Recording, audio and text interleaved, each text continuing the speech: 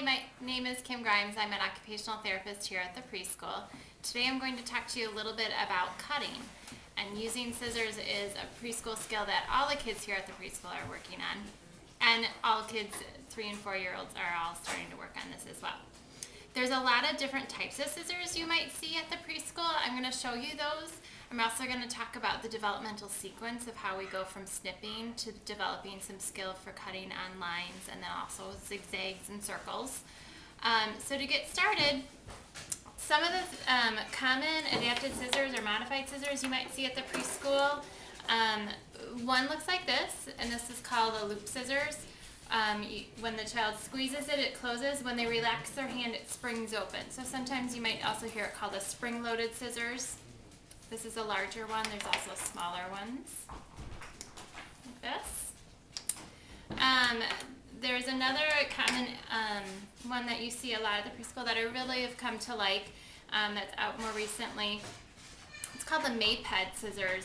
And how that works, there's this little knob here, and when you press it up, it basically turns into a loop scissors. So the child gets the understanding of learning to place their fingers in the scissors. They learn to squeeze, and then that little lever there allows the scissors to spring open. Once a child is gaining more in-hand strength, you can take that little extra help away by pushing the lever, and now you have yourself a regular preschool scissors. So this is a really nice modified scissors that I've really come to like in the preschool. Sometimes all kids need is a little bit of a taped handle to build the handle up so that their fingers don't go all the way down towards their finger joints, but it stays closer up to the fingertips so that the child isn't using the whole hand, but they're starting to really develop the intrinsic muscles of the hands to work on opening and closing. This one you don't see quite as much. It looks like what you might think of as a sewing scissors, but again, it's a nice, if your child has smaller hands, this is a nice scissors to work on for cutting as well. And then if your child is a true lefty, meaning they have established that they use their left hand for consistently for cutting and coloring, you might want to look into getting a true left-handed preschool scissors. I found these online. Now when you find Fiskars, preschool Fiskars, they usually say for left or right hand, but there actually is a difference in the cutting blade. And it can be frustrating for kids if they are left-handed and they're trying to use what's supposed to be a universal scissors, but it's truly right-handed because of the way the blades are formed. So if your child truly is left-handed, it might be worth looking into getting a true left-handed preschool scissors to help them build their cutting skills, especially if they're experiencing any frustration with cutting. This might just be what they need to do to get them going.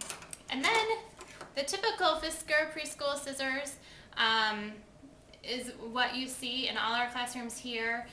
We're working on getting our thumb in the small hole, which is a common prompt that we're giving children, and then fingers in the large hole.